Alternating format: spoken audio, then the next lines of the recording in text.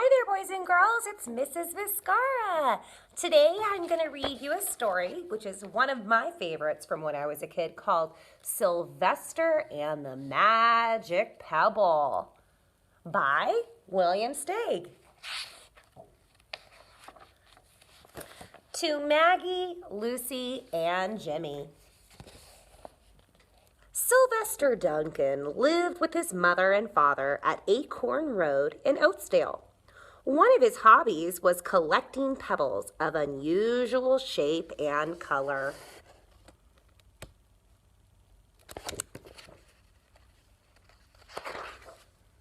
On a rainy Saturday, during vacation, he found a quite extraordinary one. It was flaming red, shiny, and perfectly round, like a marble. As he was studying this remarkable pebble, he began to shiver, probably from excitement, and the rain felt cold on his back. "I wish it would stop raining," he said.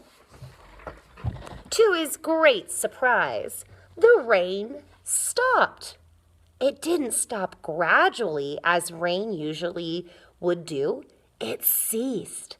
The drops vanished on the way down. The clouds disappeared.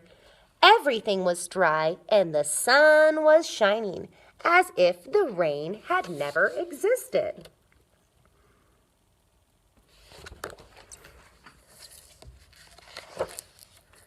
In all of his young life, Sylvester had never had a wish gratified so quickly.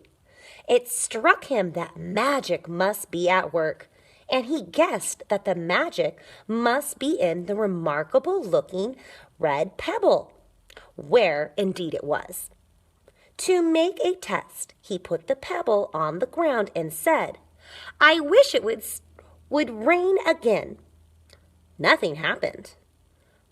But when he said the same thing holding the pebble in his hoof, the sky turned black.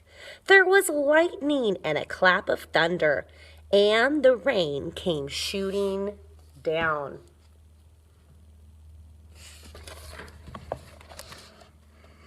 "What a lucky day this is," thought Sylvester. "From now on, I can have anything I want. My father and mother can have anything they want. My relatives, my friends, and anybody at all can have everything anybody wants." He wished the sunshine back in the sky, and he wished a wart on his left hind fetlock would disappear, and it did. And he started home eager to amaze his father and mother with his magic pebble. He could hardly wait to see their faces. Maybe they wouldn't even believe him at first.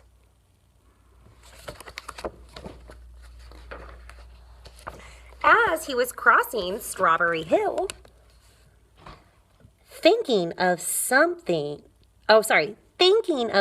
of the many things he could wish for, he was startled to see a mean, hungry lion looking right at him from behind some tall grass. He was frightened. If he hadn't been so frightened, he could have made the lion disappear, or he could have wished himself safe at home with his father and mother.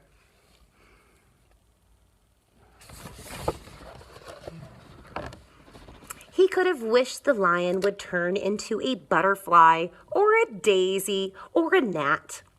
He could have wished many things, but he panicked and he couldn't think carefully. "I wish I were a rock," he said, and he became a rock. The lion came bounding over, sniffed the rock 100 times, walked around and around it, and went away confused, perplexed, puzzled, and bewildered. "I saw that little donkey as clear as day.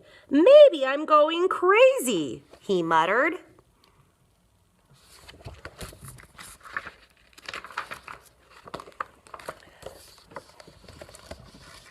And there was Sylvester, a rock on Strawberry Hill, with the magic pebble lying right beside him on the ground, and he was unable to pick it up. "Oh, how I wish I were myself again," he thought, but nothing happened. He had to be touching the pebble to make the magic work, but there was nothing he could do about it. His thoughts began to race like mad. He was scared and worried. Being helpless, he felt hopeless. He imagined all the possibilities, and eventually he realized that his only chance of becoming himself again was for someone to find the red pebble and to wish that the rock next to it would be a donkey. Someone would surely find the red pebble. It was so bright and shiny. But what on earth would make them wish that a rock were a donkey? The chance was 1 in a billion at best. Sylvester fell asleep. What else could he do? Night came with many stars.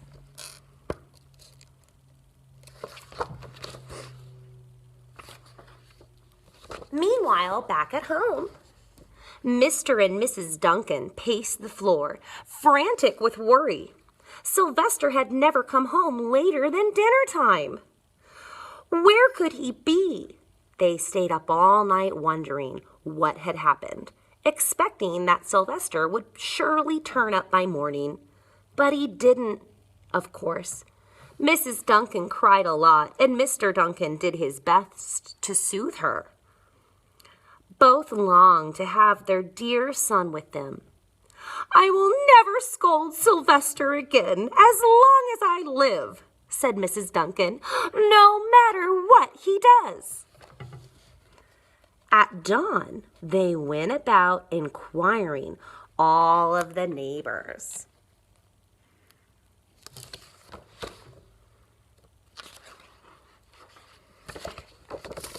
They talked to all the children, the puppies, the kittens, the colts, the piglets. No one had seen Sylvester since the day before yesterday. They went to the police.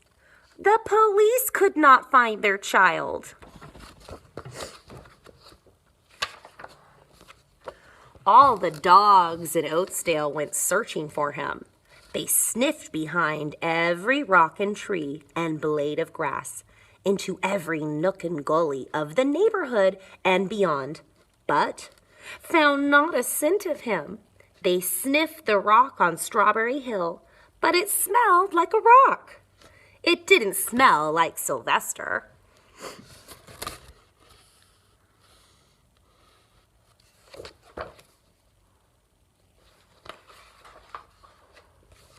After a month of searching, the same places over and over again, and inquiring of the same animals over and over again, Mr. and Mrs. Duncan no longer knew what to do. They concluded that something dreadful must have happened, and they would probably never see their son again, though all the time he was less than a mile away. They tried their best to be happy, to go about their usual ways, but their usual ways included Sylvester, and they were always reminded of him. They were miserable. Life had no meaning for them anymore.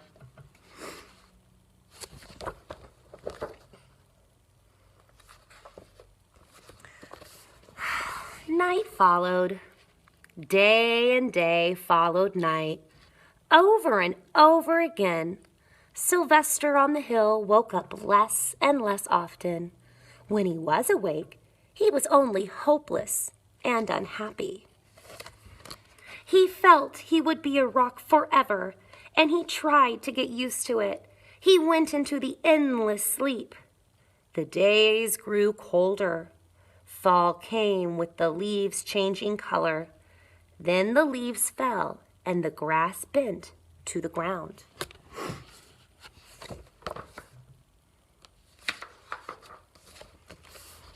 Then it was winter.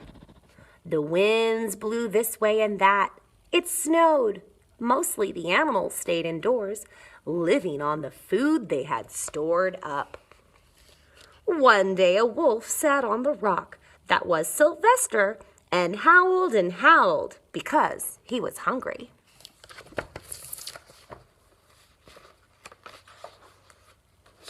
The snows melted, the earth warmed up in the spring sun, and things budded.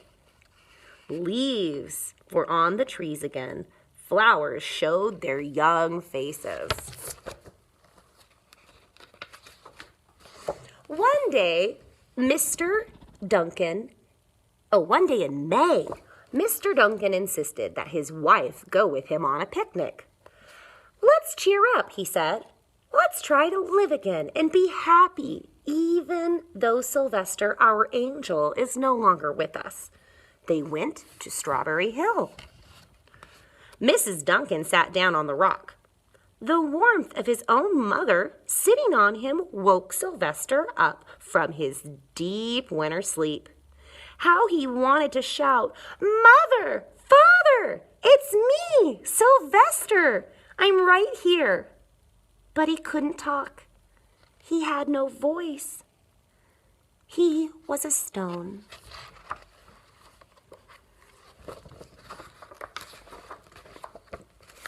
Mr. Duncan walked aimlessly about while Mrs. Duncan set out the picnic food on the rock.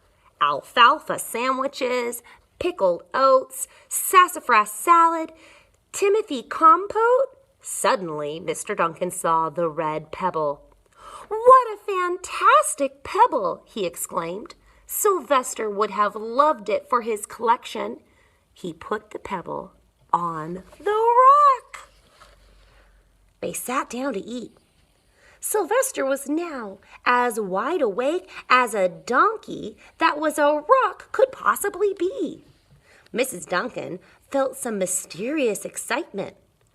"You know, Father," she said suddenly, "I have the strangest feeling that our dear Sylvester is still alive and not that far away." I am, Sylvester wanted to shout, but he couldn't. If only he had realized that the pebble resting on his back was the magic pebble.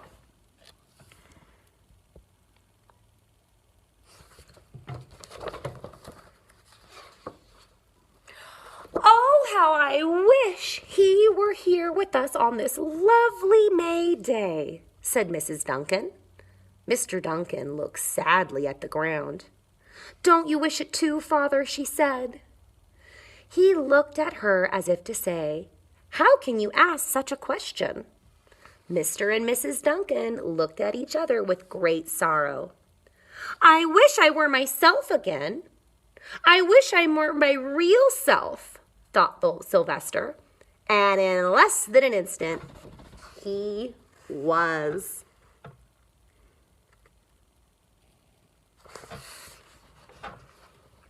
You can imagine the scene that followed. The embraces, the kisses, the questions, the answers, the loving looks, and the fond exclamations.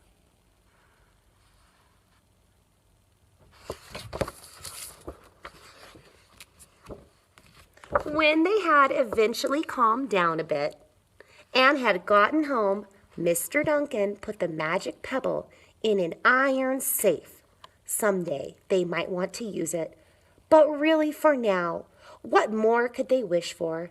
They had all that they wanted. The end. Well, that concludes my reading of Sylvester and the Magic Pebble. Thanks for tuning in. I really appreciate you guys listening. I miss you guys. I hope you're doing well. Okay, bye-bye for now.